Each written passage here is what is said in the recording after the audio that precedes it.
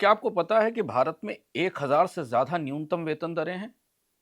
आखिर क्या वजह है कि एक ही देश में एक जैसे काम और दक्षता वाले लोगों की मजदूरी में 40% का फर्क है? नए लेबर कोड, जिन्हें इस दशक का सबसे महान सुधार कहा गया था, वो क्यों फेल हो गए? दुनिया ने कैसे न्यूनतम वेतन लागू किया और हम क्यों पिट रहे हैं? कैसे भारत के राज्य कम से कम मजदूरी को अपने यहां निवेश का सबसे बड़ा आकर्षण बना रहे हैं? और क्यों भारत के शेयर बाजार के निवेशक अर्थव्यवस्था का ये सबसे बदनुमा सच समझ नहीं पाते कि भारत की ग्रोथ की कहानी दुनिया की सबसे न्यूनतम मजदूरी पर टिकी है? और अंततः क्यों इस वक्त डॉक्टर अंबेडकर को याद करना जरूरी है? आइए, अर्थम में आपका स्वागत है।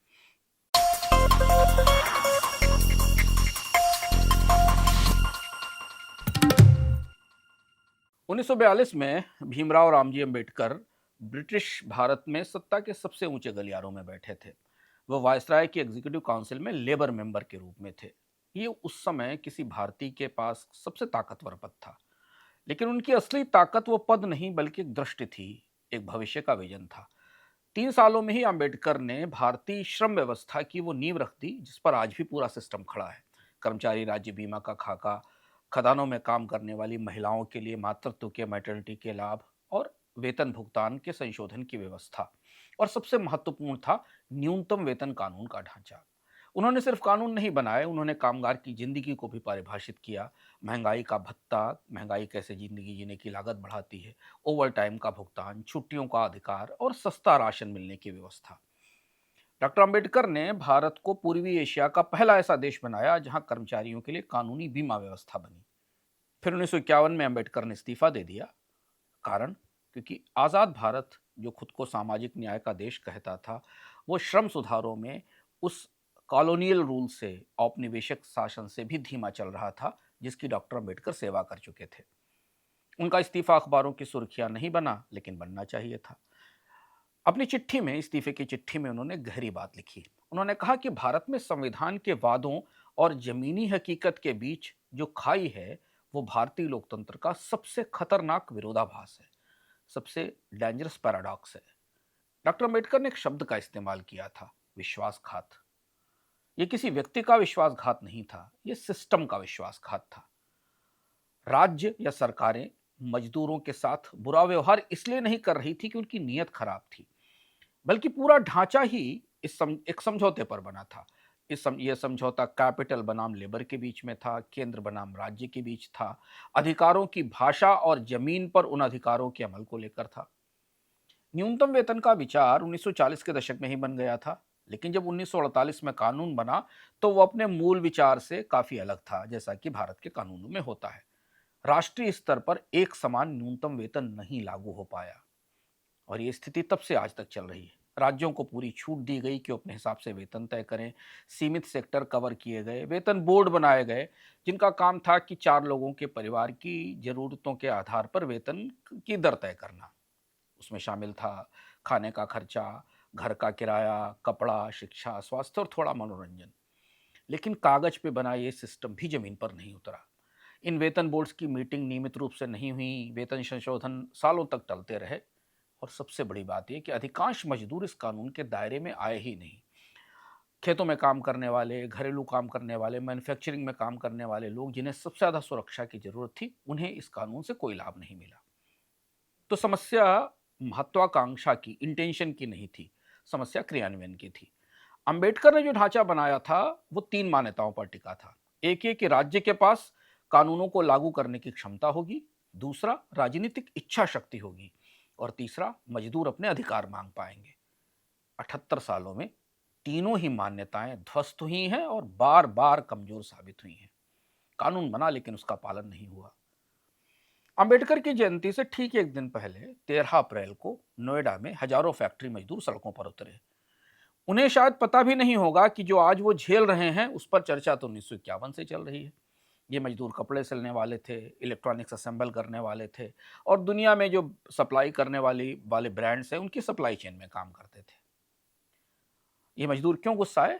क्योंकि हरियाणा ने अपने यहाँ न्यूनतम वेतन 35% बढ़ा दिए। नोएडा के मजदूरों ने कहा हमें भी वही चाहिए। एक ही देश है, एक ही काम है, एक ही महंगाई है, लेकिन सिर्फ राज्य की सीमा का पार करने पर वेतन में 40% का अंतर आ जाता है। डॉक्टर अंबेडकर ने 1942 में जिस खतरनाक विरोधाभास की चेतावनी दी थी, वो 2026 में एक संख्या बन चुका है। ये संख्या है 176 से 178 रुपए प्रतिदिन की न्यूनतम मजदूरी या वेतन। ये किसी गलती का परिणाम नहीं है, ये उस सिस्टम का नतीजा है जो जानबूझकर बनाया गया था। ये वही सिस्टम है जो देश को ज्यादा नेता देने पर, सांसद देने पर संसद का सत्र बुलाता है, मगर रोजगार वेतन देने पर नहीं। नोएडा की हिंसा एक दुर्घटना नहीं है, ये उस मशीन का रिएक्शन है जिसे खुद को हर साल ठीक करना था, लेकिन वो कभी ठीक नहीं हुई। ये न्यूनतम वेतन सिस्टम है क्या, और ये इतना बेतुका क्यों लगता है? भारत का मिनिमम वेजेस सिस्टम एक ऐसा नतीजा पैदा करता है जहां दो लोग एक ही काम करते हुए अलग अलग राज्य में होने के कारण 40% तक कम या ज्यादा वेतन पाते हैं। ये कोई गलती नहीं है, ये सिस्टम का डिजाइन है। भारत में अगर आज आप देखें तो 1500 से 2000 तक अलग अलग न्यूनतम वेतन दरें हैं, और ये अंतर ऐसे अनोखे आधारों पर है जो जानकर आज अचरज होता है। ये अंतर राज्यों के आधार पर है, उद्योग के आधार पर है, कुशलता दक्षता के स्तर पर आधार है, शहरों में भी मेट्रो और नॉन मेट्रो के आधार पर है, रोजगार की श्रेणी के आधार पर है। यानी एक साधारण मजदूर के लिए समझना लगभग असंभव है कि उसे कानूनी तौर पर कितना वेतन मिलना चाहिए, और यही इस सिस्टम की सबसे बड़ी विडंबना है, क्योंकि यही जटिलता शोषण का जरिया बन जाती है। मजदूर को पता नहीं है कि उसका अधिकार क्या है। छोटी कंपनियां सही दर पर मजदूरी लागू नहीं कर पाती। लेबर इंस्पेक्टर्स के पास जांच की क्षमता नहीं है। नतीजा यह है कि कानून मौजूद है, जमीन पर गायब है। भारत में एक national floor level minimum wage है, 176 से 178 रुपए प्रतिदिन। लेकिन ध्यान दीजिए, यह कोई बाध्यकारी कानून नहीं है। राज्य इसे लागू करने के लिए बाध्य नहीं है, सिर्फ एक सलाह है। राज्य इससे नीचे वेतन तय न करें। लेकिन सवाल ये नहीं है कि इस कानून को अनिवार्य क्यों नहीं बनाया गया। सवाल सबसे बड़ा ये है कि क्या 176 178 रुपए में कोई इंसान जी सकता है? डॉलर में देखें तो ये लगभग 2.10 डॉलर प्रतिदिन है। अब जरा दुनिया से तुलना कर लें और देखें कि भारत की सारी प्रगति की कहानी इस तुलना में कहाँ फिट होती है। टेबल देखिए। टेबल बता रही है कि दुनिया की 5वीं सबसे बड़ी अर्थव्यवस्था, सबसे तेजी से बढ़ता जीडीपी, मजबूत शेयर बाजार, डिजिटल इंफ्रास्ट्रक्चर का वैश्विक मॉडल और दुनिया में एआई की क्रांति की तैयारी। लेकिन भारत अपने सबसे निचले स्तर के मजदूर को बांग्लादेश से भी कम भुगतान करता है। अब जरा राज्यवार अंतर देखिए, क्योंकि यही वो वजह है जिस वजह से हमने नोएडा में इस आंदोलन को देखा। इस टेबल को बहुत ध्यान से देखिए और अपने जहन में रखिए। यहाँ आपने दिल्ली और बिहार के बीच का अंतर देखा। न्यूनतम मजदूरी में 2 गुने का अंतर। कई मामलों में एक ही काम के लिए दो राज्य में 30 से 40% का अंतर है। और ये कहानी यहाँ खत्म नहीं होती। कई राज्य शहरों को भी अलग अलग जोन में बांट देते हैं, मेट्रो में, नॉन मेट्रो में, ग्रामीण में, शहरी में। गलत जोन लागू करना, यानी मजदूर को मिलने वाली मजदूरी गलत जोन में डाला जाना, सबसे आम कानूनी गलती है। लेकिन ये गलती नहीं है, ये उसी सिस्टम का नतीजा है जिसे समझना मुश्किल है। ये सिस्टम टूट नहीं रहा है और ये ऐसे ही काम कर रहा है। शायद इसकी सबसे बड़ी समस्या यही है। तो ये दुनिया ने कैसे कर दिखाया? आखिर पूरी दुनिया ने न्यूनतम वेतन कैसे लागू की और भारत इसे क्यों नहीं कर पाया? न्यूनतम वेतन की बहस गरीबी की बहस नहीं है। ये 3 चीजों का एक साथ सवाल है जिसे समझना जरूरी है। पहला है प्रतिस्पर्धा यानी कॉम्पिटिटिवनेस, दूसरी है खपत और तीसरा है निवेश। दुनिया का अनुभव बिल्कुल साफ है। जहां कानूनी तौर पर समान और महंगाई से जुड़े वेतन तय किए जाते हैं, और ऐसे देशों में जहां महंगाई से जुड़े वेतन तय होते हैं, वहां खपत बढ़ती है और अनौपचारिक इनफॉर्मल रोजगार घटता है, टैक्स का कलेक्शन बढ़ता है। लेकिन जहां सिर्फ एडवाइजरी कानून बनाए जाते हैं, राज्यों की मर्जी चलती है और उद्योगों का दबाव चलता है, वहां कमजोर अमल होता है और नोएडा जैसे विस्फोट होते हैं। इस टेबल में देखिए कि पूरी दुनिया में न्यूनतम वेतन की परिस्थिति क्या है और भारत कहां खड़ा होता है। ये टेबल एक ही बात कहती है, भारत में समस्या संसाधनों की नहीं है, समस्या डिजाइन की है। हम नीतियां बनाने में भी पिछड़े हैं और लागू करने में बेईमान हैं। भारत की असली स्थिति को अगर करीब से देखें तो भारत का न्यूनतम वेतन जीडीपी और प्रति व्यक्ति आय के अनुपात में दुनिया में सबसे कम है।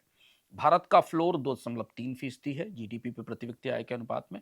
अमेरिका का फ्लोर, जिसे जो सबसे कमजोर माना जाता है और कहा जाता है अमेरिका में वेतन कम है, वो भी 23% है। यानी अमेरिका का कमजोर सिस्टम भी भारत से 10 गुना बेहतर अनुपात देता है वेतन के मामले में। आप कहेंगे अन्य देशों ने क्या किया? आइए कुछ उदाहरण देखते हैं।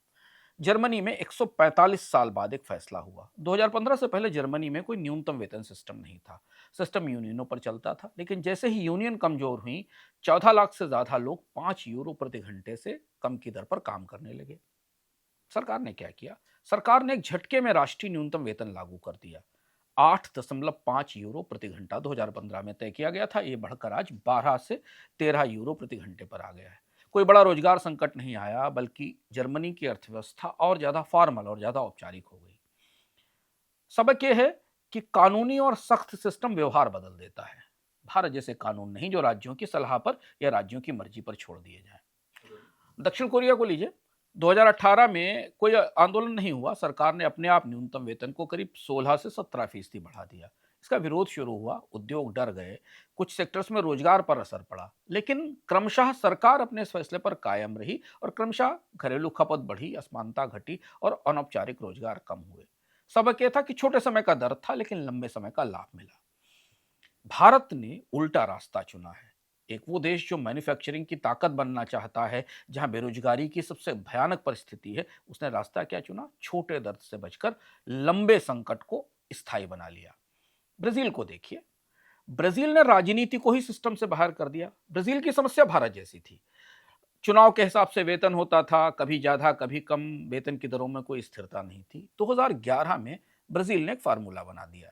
न्यूनतम वेतन बराबर महंगाई प्लस 2 साल पुरानी जीडीपी की ग्रोथ। बस, कोई बहस नहीं, कोई राजनीति नहीं, कोई देरी नहीं। सिस्टम खुद महंगाई के आधार पर, जीडीपी ग्रोथ के आधार पर अपडेट होता है। मजदूरी खुद बढ़ती है। यानी जब सरकारें पारदर्शिता के साथ फैसले करती हैं, तो फिर सड़कों पर उतरने की जरूरत नहीं होती। भारत की समस्या यह नहीं कि उसे रास्ता नहीं पता है। दुनिया ने 3 अलग अलग रास्ते दिखा दिए। समस्या यह है कि भारत अब तक ये तय ही नहीं कर पाया कि उसे चलना कहां है, और हम आजादी के बाद इतने साल पर आ गए और न्यूनतम वेतन की एक सामान्य, एक पारदर्शी व्यवस्था नहीं बना पाए। लेकिन आप कहेंगे कि सरकार तो एक नया लेबर कोड लाई थी। दावा हुआ था मजदूरों की जीत का, इसे ऐतिहासिक सुधार बताया गया था। बड़ी बड़ी सुर्खियां, हेडलाइन छपी थी, मंत्रियों ने भाषण दिए थे और ये कहा था कि भारत ने तो अपने लेबर व्यवस्था को बदल ही दिया है।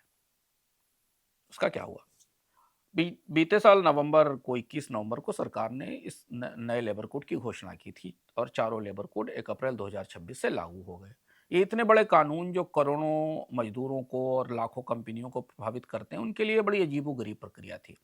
2019-2020 में ये कानून पास हुए, फिर 5 साल तक लागू नहीं हुए और फिर 4 महीने में अचानक पूरे देश में इन्हें लागू कर दिया गया। ये प्रक्रिया ही बता देती कि समस्या कहां है। चारों लेबर कोड ने 29 पुराने लेबर कानूनों को समेट लिया। उद्देश्य था कि इन कानूनों के जरिए सरलता आएगी, सिंप्लीफिकेशन होगा। लेकिन जमीनी हकीकत क्या है? सिस्टम और जटिल हो गया। आइए समझते हैं। नए कानून का सबसे बड़ा वादा था नेशनल फ्लोर वेज, यानी पूरे देश में न्यूनतम मजदूरी की एक समान दर होगी। लेकिन ऐसा नहीं हुआ। ऐसी कोई बाध्यकारी दर नहीं आई। 176 से 178 रुपए प्रतिदिन की दर है और वो भी केंद्र सरकार की तरफ से सलाह के तौर पर राज्यों को दी गई है। राज्य चाहें तो इससे नीचे भी वेतन तय कर सकते हैं और हो रहे हैं। अब सोचिए, जिसे फ्लोर कहा जा रहा है, अगर वही वैकल्पिक है तो ये फ्लोर क्या है? ये तो सिफारिश है। जर्मनी ने फ्लोर का कानून बनाया।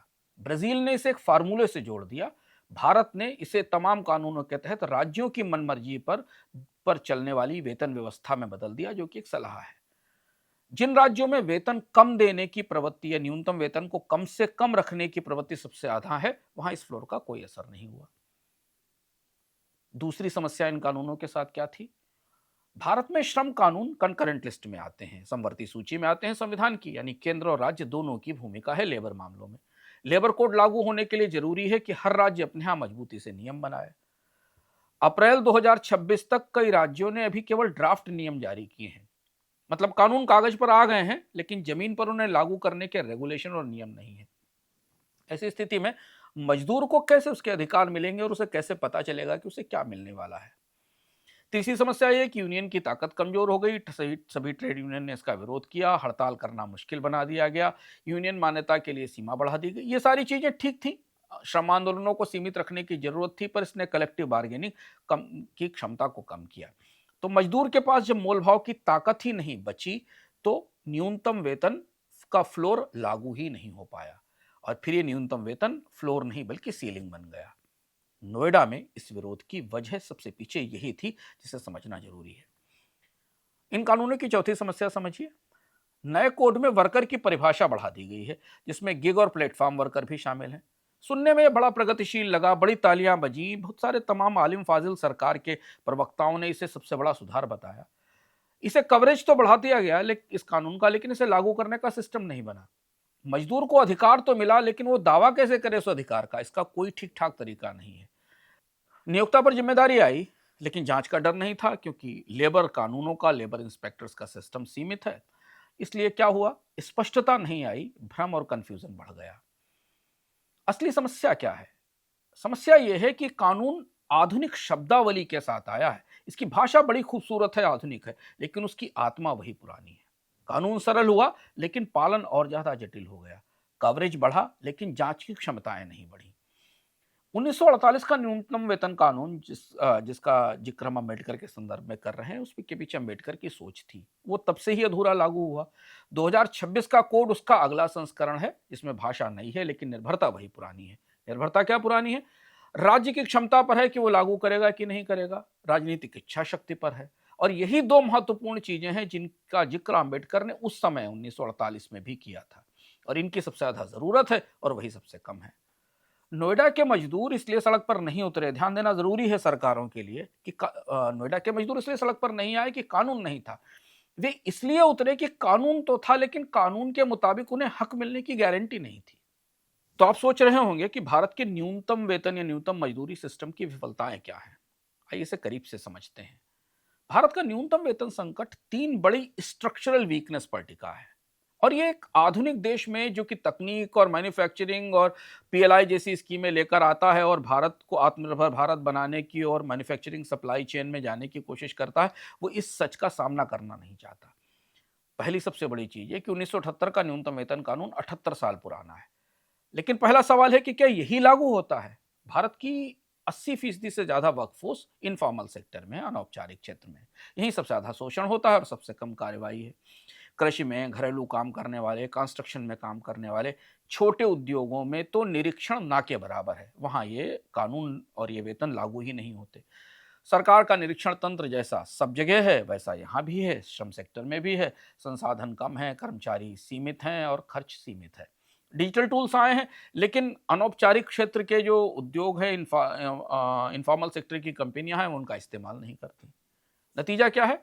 कानून कहता है कि 176 से 178 रुपए प्रतिदिन कम से कम मजदूर को मिलना चाहिए।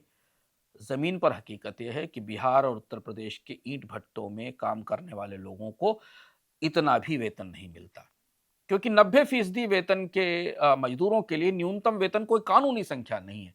बाजार ये तय करता है कि कितनी कीमत मिलेगी। और लेकिन एक बात ध्यान देना जरूरी है, बाजार भी साफ नहीं है, क्योंकि यहाँ मजबूरी में पलायन है, ठेकेदार वेतन तय करता है, जाति पर आधारित वेतन की दरें तय होती हैं, और ये सब मिलकर जो बेस न्यूनतम वेतन रेट है, इसको ही खींच कर नीचे ले आते हैं, और इसलिए ये 100, 110, 120 रुपए तक है। दूसरी बात, दूसरी बड़ी संरचनात्मक कमजोरी जिसे ब्राजील ने एड्रेस किया था, कि महंगाई के साथ इसका कोई कनेक्ट नहीं है। राज्यों में न्यूनतम वेतन बढ़ता है जब भी राज्य सरकारें चाहती, जब उनका मन होता है तब बढ़ाती हैं, लेकिन महंगाई उससे तेज बढ़ती है। भारत में एक सिस्टम है, सीपीआई फॉर इंडस्ट्रियल वर्कर्स, जो महंगाई की दरें आती है उसमें औद्योगिक कर्मचारियों के लिए सीपीआई महंगाई की दर नापी जाती है। इसके आधार पर हर 6 महीने में वेतन का संशोधन होना चाहिए। सिस्टम मौजूद है, इसका पालन नहीं होता। फैसले टलते हैं, राजनीति होती है, चुनाव के आसपास बढ़ाने की कोशिश की जाती है।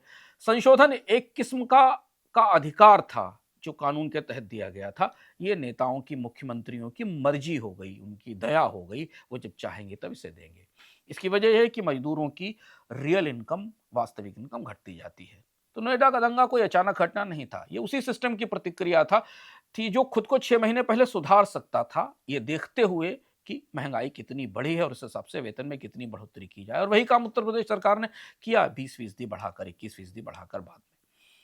दूसरी और तीसरी सबसे महत्वपूर्ण ढांचागत बात है जिसे समझना जरूरी है अगर आप शेयर बाजार में निवेश करते हैं भारतीय अर्थव्यवस्था से को समझने की कोशिश करते हैं या जो परिस्थितियां हैं उनसे सहानुभूति रखते हैं, तो ये समझना जरूरी है कि सबसे बुनियादी कमजोरी और चुनौती भारत के व्यवस्था में कहाँ है। भारत में राज्य एक दूसरे से प्रतिस्पर्धा करते हैं निवेश आकर्षित करने के लिए, बड़े बड़े मेले लगाते हैं, भारत के बड़े उद्यमी आते हैं, उनके भाषण होते हैं, तस्वीरें छपती हैं और विदेशी निवेश को बुलाया जाता है। इस प्रतिस्पर्धा का सबसे आसान तरीका क्या है? सस्ती मजदूरी। और ये बेचारा मजदूर ही उसका सबसे बड़ा आकर्षण है। अगर एक राज्य सख्ती के साथ न्यूनतम वेतन लागू करता है तो उद्योग दूसरे राज्य में चला जाता है जहां कम वेतन दिया जाता है। इसलिए कुछ राज्यों ने इन्वेस्टर फ्रेंडली सुधार किए, निवेशकों के लिए नियमों में ढील दी, तमाम तरीके की मंजूरियां आसान बनाई और लेकिन इसके पीछे वेतन को भी, न्यूनतम वेतन को भी कम रखा। तो इसलिए भारत में कम वेतन कोई दुर्घटना नहीं है, ये सरकारों की निवेश आकर्षण नीति का हिस्सा बन चुका है और मजदूर वो इस खेल में फंसा हुआ है क्योंकि उसके पास राज्य बदलने की स्वतंत्रता है। कागज में वो एक राज्य से दूसरे राज्य में जा सकता है पर हकीकत में ऐसा नहीं होता। यानी अम्बेडकर ने जिस संघीय ढांचे से विविधता की उम्मीद की थी, वही संघीय ढांचा आज एक नई समस्या पैदा कर रहा है।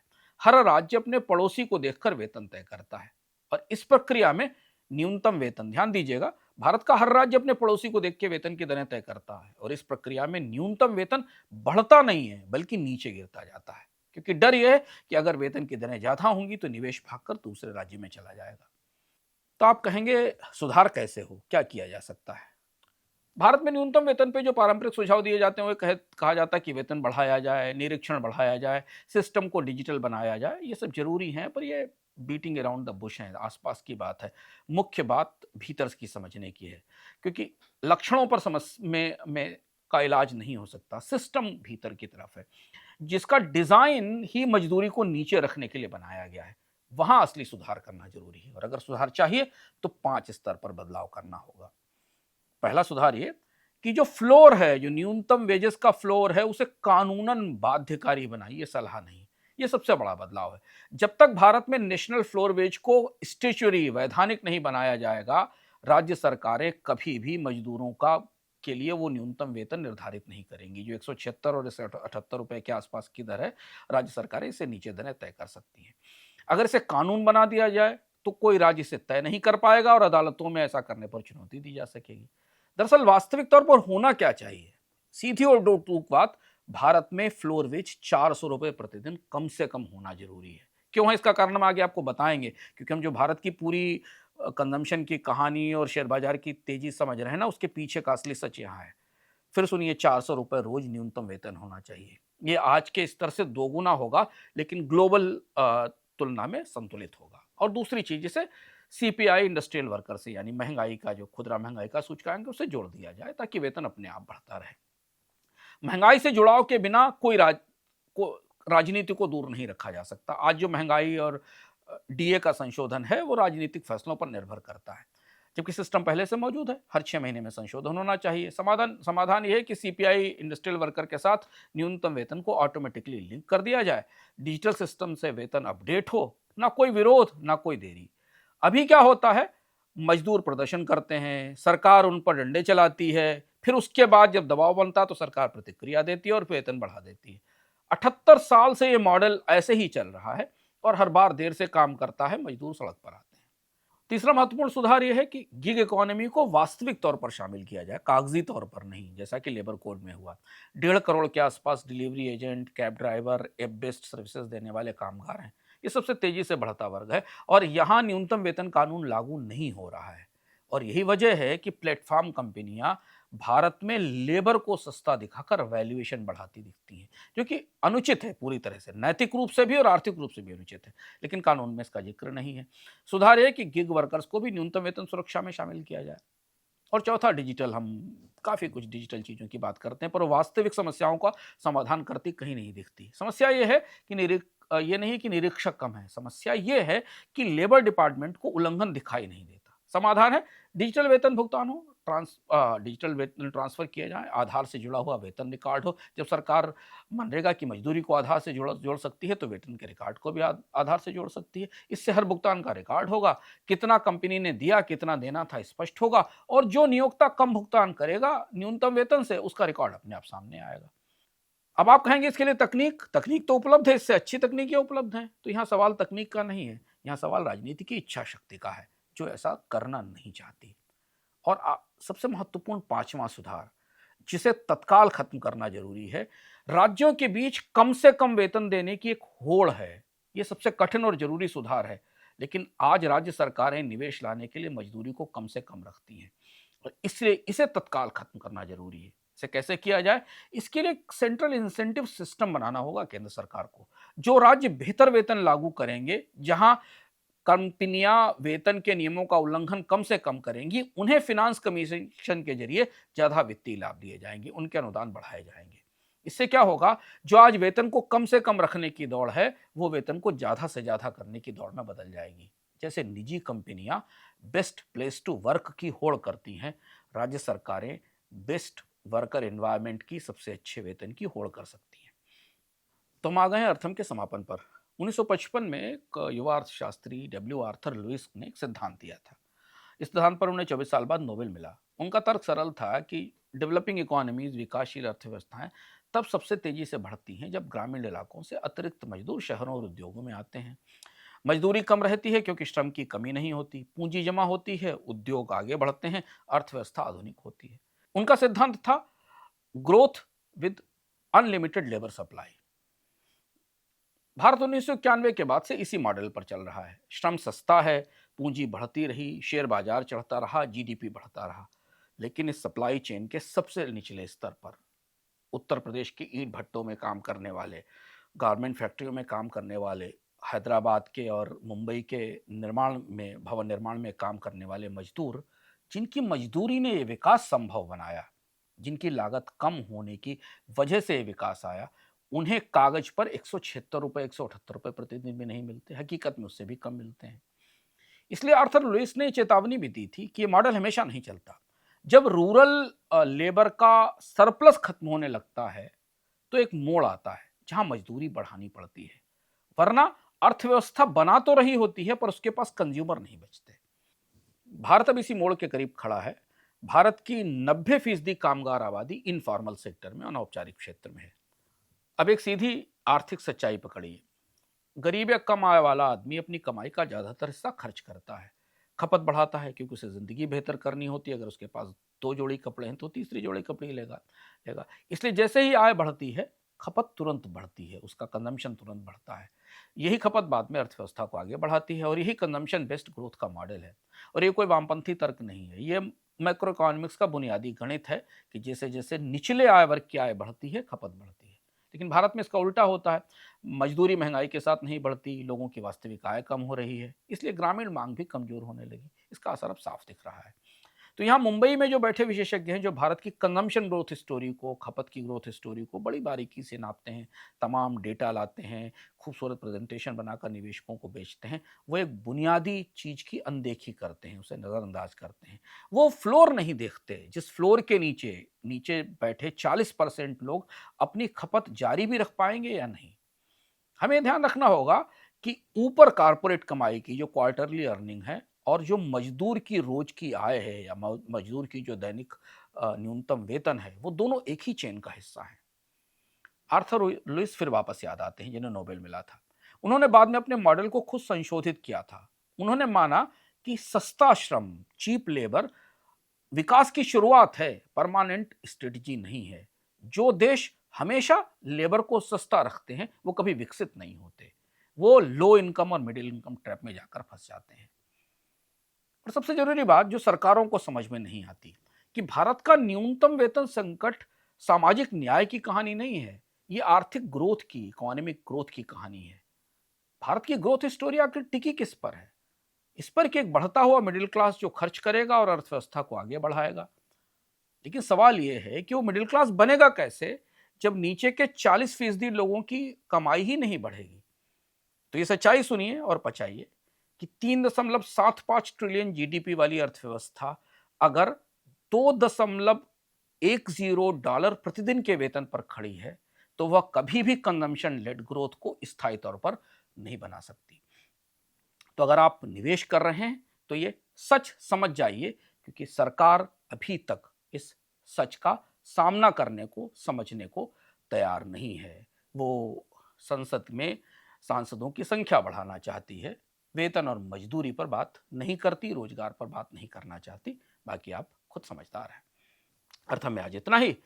फिर लौटेंगे अगले सप्ताह एक नए अर्थम के साथ। अगर आप रोज की खबरों में के पीछे छिपे क्यों जानना चाहते हैं तो आइए इंस्टाग्राम पर और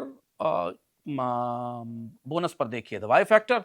इतिहास और किताबों में दिलचस्पी रखते हैं तो इंस्टाग्राम पर फॉलो करिए बुकनू को और टाइम मशीन को। और हाँ, यदि आप ये जानना चाहते हैं कि पूरे सप्ताह की घटनाओं का सीधा असर किस एसेट क्लास पर हो रहा है, स्टॉक पर, कमोडिटी पर बॉन्ड पर, कौन सी घटना कहाँ सीधे प्रभावित करेगी निवेश को, तो मुझसे जुड़िए इंस्टाग्राम पर पॉलिसी एंड पोर्टफोलियो में, जहाँ प्रति सप्ताह के अंत में हम एक विस्तृत ब्यौरा लेकर आते हैं जो आपको ये बताता है कि बीते सप्ताह क्या हुआ और उसका क्या असर आने वाले दिनों में आपके इन्वेस्टमेंट पर पड़ने वाला है। फिर लौटेंगे अगले सप्ताह एक नए अर्थम के साथ।